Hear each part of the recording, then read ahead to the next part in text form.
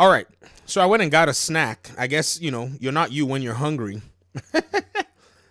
And I'm going to listen to I'm going to try my best to listen to some of this. I got to tell you, in contrast to this, what Xbox has basically come out to say, it's a disaster. But before I would listen to, or at least make you listen to this, you must listen to this, right? Because you need context.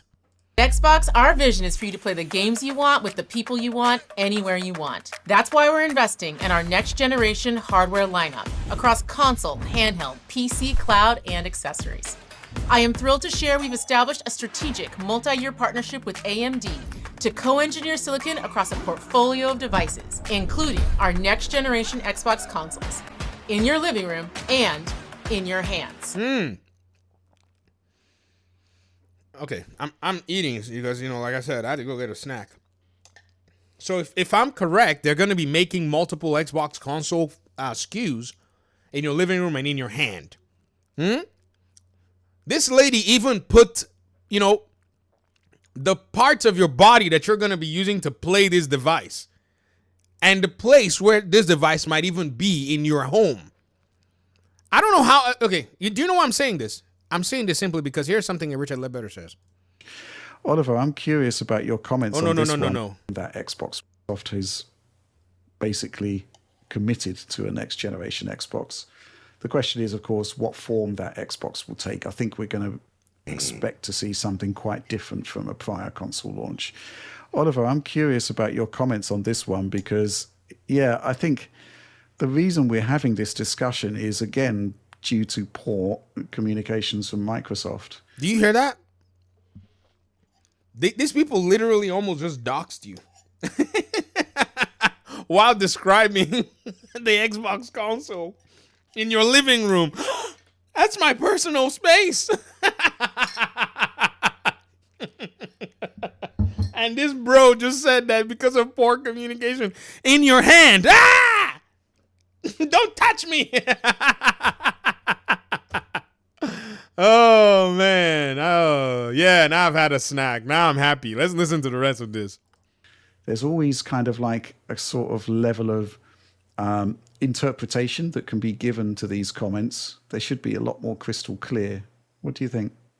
Yeah, I mean, Microsoft loves to talk with their future plans and kind of like very vague, undefined terms here. I think it's quite clear that Microsoft is continuing to ship hardware, but a lot of the hardware they have in the future comes from probably third-party OEMs, obviously with the next generation Xbox project. Hold on. This is a bold claim. It could be true, but it's a bold claim, and it has no basis simply because we know about two partnerships. The talk about OEM and all that stuff, let's go ahead and go first with what it is that we know.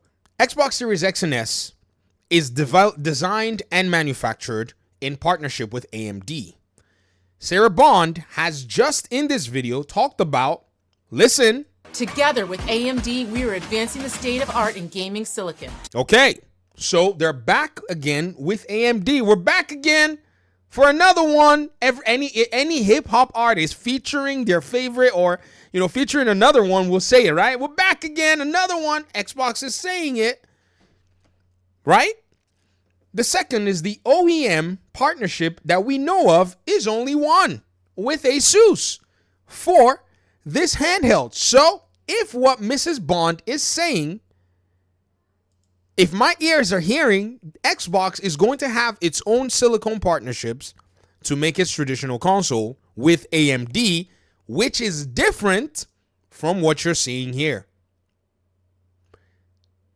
How is that vague? Because these are gents. These guys, they do reviews for hardware. And even recently, or I don't know how long they've been doing it, they started doing GPU hardware. Can you imagine these guys saying, oh, we didn't get a reference model AMD card, but the card we have has gigabyte on it, so it's OEM in a sense, like, yeah, carry, you know, the same. Imagine if you tried that with GPUs and, you know, other components that are partner made in that regard. The attitude is only unique towards Xbox. That's what I'm just noting for you guys. If you guys are wondering how we do hardware, how they do hardware, this is Digital Foundry, by the way. I'm just letting you know that their interpretation and their understanding is only unique when it comes to Xbox. Just letting you know. That is very much a project that continues to exist, but like it doesn't really look much like Xbox hardware has up until this point. Basically, it looks like Windows machines with different levels of accommodation towards features like backwards compatibility, not consoles, or at least not traditional consoles, right? What is a traditional console? And plus, just because you have a traditional console, are you obligated or mandated to stay in that particular framework or system? And last I checked, the streaming PlayStation Portal device is also considered PlayStation console. And what is its, you know, what is its inherent interface in terms of its software base? Isn't it running Android? Hold on. PlayStation Portal runs Android. Huh. So you mean to tell me that this PlayStation Portal is running on Android, yet Microsoft cannot make a device that they want to use Windows on because it's not the traditional console, and yet somehow this is an issue? I just don't understand this weird treatment of Xbox. Like, you really have to install a new software in your brain to actually do this. It's weird. Or you have to pretend. I don't understand. Remote play Android versus PS Portal. PS Portal run on Android. Features include it's a heavily modified version of Android 13. Oh, you gotta be kidding me. You have got to be kidding me. So I guess the question is, like, you know, they continue to exist in the hardware space, but is that a really strong hardware vision? Like Laura Fryer is kind of laying out here, was the vision behind the original Xbox was part of the Xbox 360, which she was around for? Or is that more of like a typical kind of Windows-ish morass of a bunch of undifferentiated hardware, some OEM-led, some Microsoft-led, with varying degrees of support and stability, right? We see this in the... A lot of these people laughed that this is an Xbox until on Twitter, Jacob Navok came in. Let me go ahead and show you guys, because again, this conversation must be had from the perspective of people checking in their preconceived notions. Hold on, let me see. I got a lot of let me see, bro. Everyone can see. You asked for it. Compatibility. Hold on. It's here. There we go. This long thread, I need to bookmark it so I don't need to search that far to find it. And he talked about how the gaming scene being changed, right, makes gaming basically a network-based system. Digital Foundry, man, you guys better be ready. You got work coming your way because of Xbox. With all these differentiated devices, your channel is going to be buzzing, bro. You know what's funny is these are the benefactors of such a change. This YouTube channel right now is positioned to rake in millions and millions of views based on this new proposition. They're going to be busy. They're going to have work. And their work is going to be scientific, based on data and based on evidence that's out there. Yet, when they say things like these, they ignore the reality in terms of software that's out there. Y'all need to look deep. Look deep. Look deep. Windows space with Surface devices, where Microsoft participates in the Windows ecosystem, but they aren't necessarily the only ones in that. Microsoft participates in the Windows ecosystem. Do you hear the language being used? It's like saying that I participate in the affairs of my home. If you sit with me face to face and we're eating, and you say, well, it's just like you participate in the affairs of your home, I will put your face in that plate.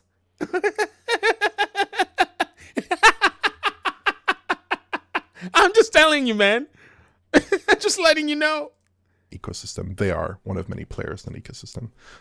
Whereas I think with like the Xbox traditionally, with the last 4 generations of Xbox hardware, it's been a pretty strong vision. You know, here is an Xbox Series X. We're going to support it for a generation. It has a console OS. Okay, hold on. Let me steelman this, guys. Well, you know what? No, I'm not interested in steelmanning it. So if they are participants in that Windows ecosystem or whatever it is, and it's basically been one of their most profitable pieces in the way that they've approached it, wouldn't it be smart in the changing gaming landscape to leverage such a system for their gaming to allow for more people to be able to participate on their own terms?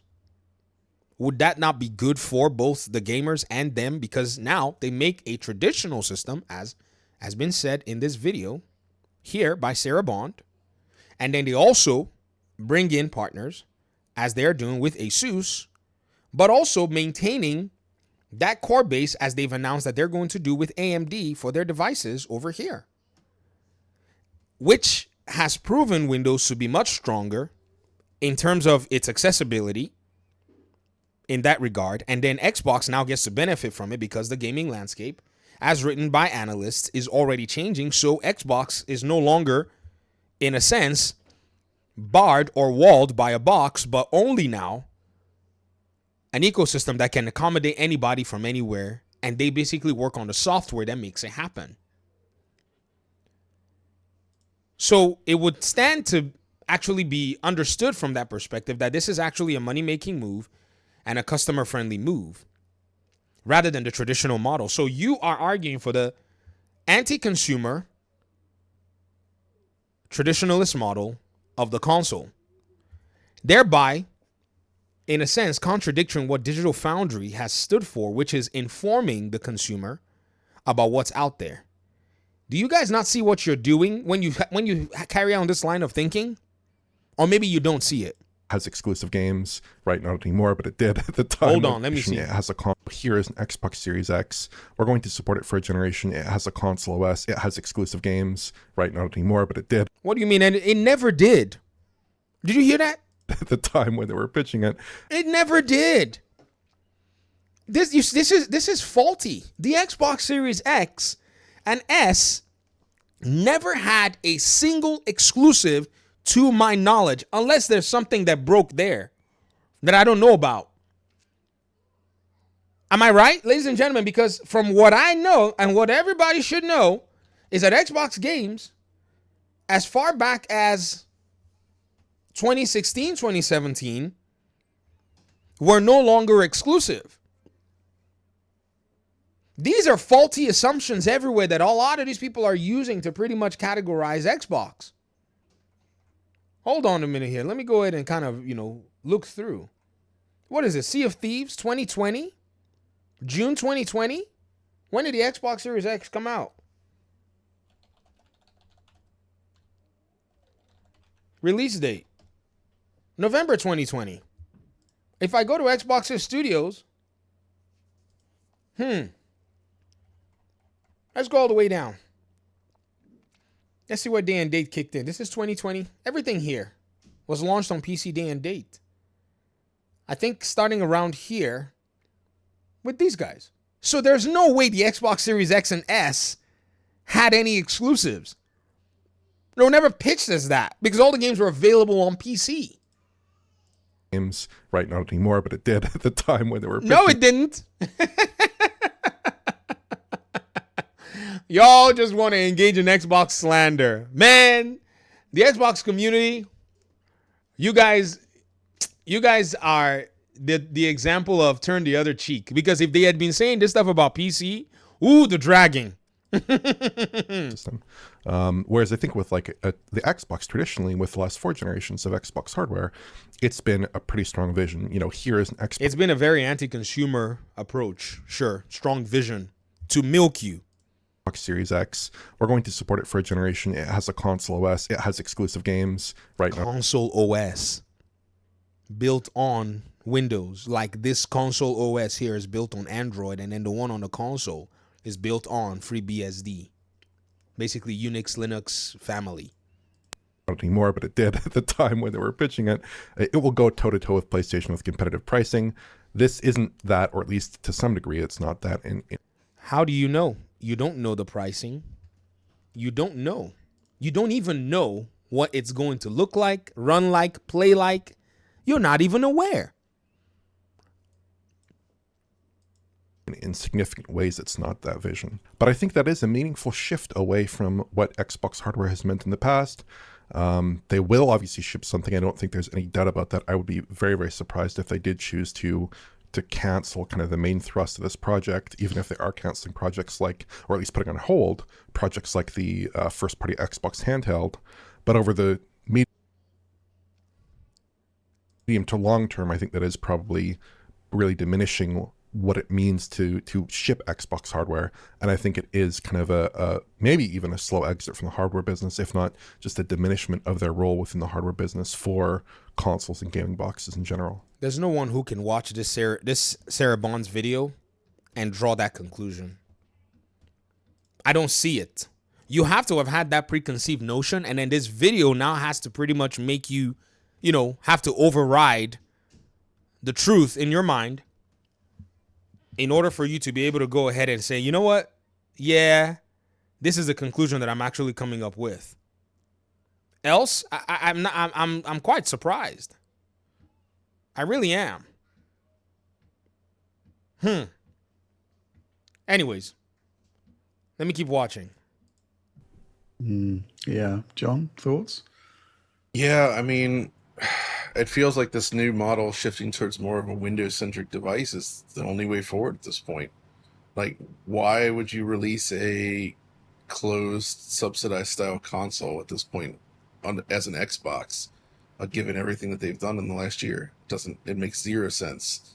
And frankly, I think to gain the most support, it would behoove them to have Xbox versions essentially be adjacent to PC versions in terms of development resources, because they've already made it clear that there's nothing. Xbox is just, well, it's everything apparently. It is. Laugh at it all you want. But you will have to deal with the reality that gaming has transitioned into networks and ecosystems. And you'll be a benefactor of it. But also, like, having a dedicated box that runs a different OS, like the current Xbox does, that just adds more work for developers, and there's not really any reason for consumers to embrace that at this point. That's not true. Hold on. Let's go into the let's go in here. One of my audience members showed me something from a GDC talk about Xbox's game developer kit. This allows for streamlined movement of your game builds across the Xbox console and the Xbox PC. Are y'all listening? Listen very carefully. This particular notion that, they're not going to basically work on, some traditional Xbox boxes, it gives developers more challenge and blah, blah, blah. That's not coming from an informed perspective. Because is he going to mention the Xbox's game developer kit? Is he going to mention the unified Windows platform that was in existence a while back? Again, this is misinformation. At this point, if they're not doing anything unique or special about it, it just becomes it's convenient to have a dedicated box on the TV that runs Game Pass, but a PC can do that too. So it does feel like this customized Windows-based experience is probably the way forward for them. And that, the traditional Xbox model, I would imagine it's probably not going to come back. And if it did, that would be a gigantic mistake, I think, right now. So are y'all saying it's good or are y'all saying it's bad? It's just the market's not there for it anymore. They squandered that. And it's been tough. And it's such a shame, though, when you look at the Xbox Series X is such a good machine, right? And it just... Okay, sure. Feels like it never really got to take off, so to speak. It's a beautifully designed piece of hardware. It's the hardware inside is excellent. It's a unique form, but there's a lot going on that makes it an awesome traditional console. who says that the form factors of the next Xbox consoles are not going to carry those same strong points? I don't understand what these concerns are. And it's just like it hasn't really worked out. So it would be a mistake to do it again. I think going forward, this is probably the only real viable path Yep. that makes sense for Microsoft to continue in the kind of console or console-like, whatever you want to call it, hardware business. It's the viable path for anybody that is not Nintendo.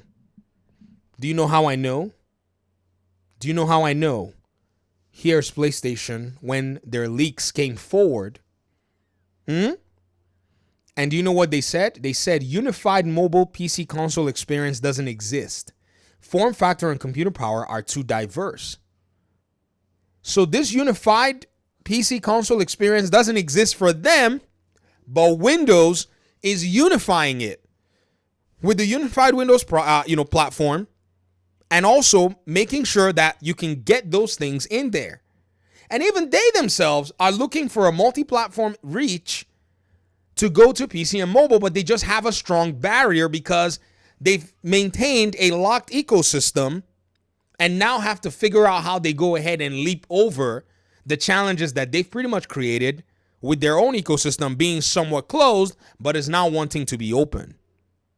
That's where PlayStation has a bigger challenge than Xbox. Xbox, on the other hand, they streamline it via Windows. Gentlemen, are y'all paying attention to the gaming industry?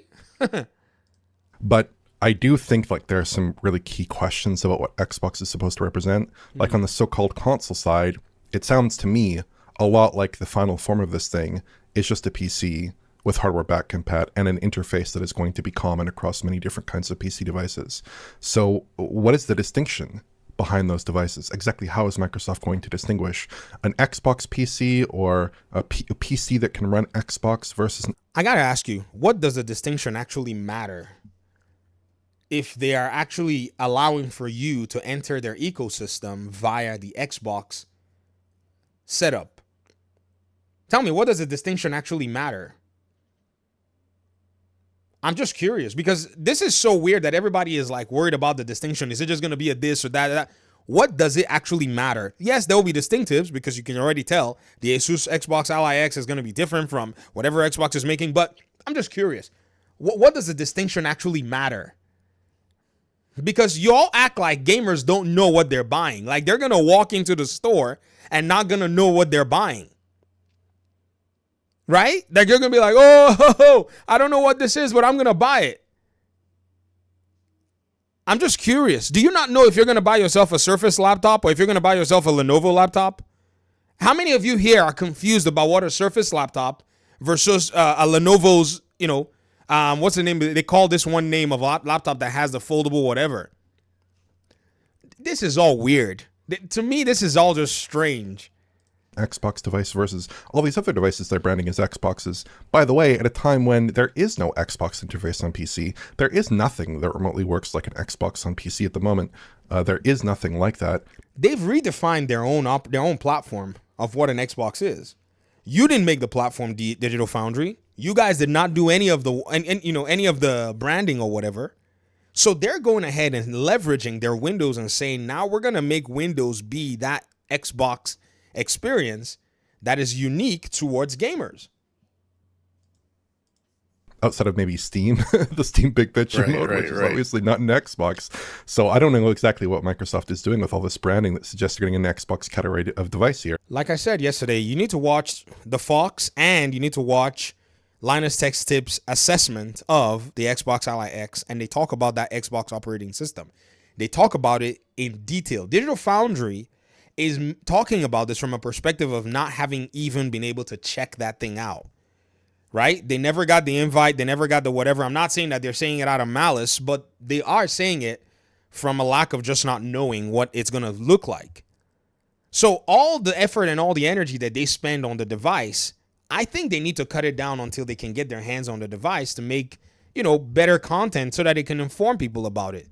Because another thing they could do is simply just email the press that basically are colleagues with them that got a hold of the thing, or watch their videos and talk about what it is that they've seen from there. That's another way, but maybe I'm asking too much.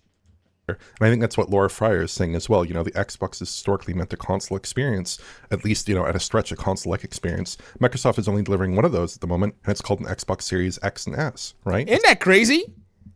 They're delivering the traditional or the old school Xbox experience with Xbox Series X and S. Isn't what I've been telling y'all, that there's the Xbox Series X and S, then there's the Xbox Ally X and the Xbox Ally, and there are going to be more different Xbox devices that come down the line, and you will know what their proposition is. You're not going to be fooled into what it is. Why? Because everyone is going to basically broadcast it. You walk into the store and you have multiple variations of Xbox propositions to buy. Shoot, even now you can buy a TV and go home and you can enjoy Xbox from there. I don't know what these guys are talking about in this regard. It's not the PC. But I think that's exactly the challenge here, is they need to figure out how to make that work. They haven't built the interface yet, or at least, you know, we haven't really seen it beyond what's been shown. Aha! I was about to say they haven't built the interface yet. Then all those content creators must be lying to us. That's crazy. You guys, you not see what I'm saying? They haven't built the interface yet, or at least, you know, we haven't really seen it beyond what's been shown in that ROG Ally X. But that's where the challenge is, right? How do you make Windows 11 Xbox Ally X, Xbox Ally X, ROG Xbox Ally X, ROG Xbox Ally, and ROG Xbox Ally X, sir. Get the nomenclature correct. or Windows into something that feels still like a proper like game device that you'd use in your living room? Valve kind of figured it out, wouldn't you say? Like SteamOS is like this perfect little middle ground where it feels comfortably like, you know, like a gaming system. But Why not just wait for Microsoft? This is why Valve quickly told all of you to shut up. That they are not competing. They're not trying to make a Steam box and they work together with Windows, because Valve doesn't have the kind of resources that Microsoft has. So when y'all started saying, yeah, I want SteamOS to replace, you know, Windows, Valve was like, y'all need to shut up and leave us alone. We're doing our little thing here and enjoying. We're at, you know, how their valuation at Valve is like, what, $10 billion or so dollars? Yeah, like Xbox can spend $10 billion before lunch. Don't add us to this, your, you know, grudge match that you guys are putting all over the place. And they knew exactly why they were saying it, because Microsoft is that company that when they commit resources to doing stuff,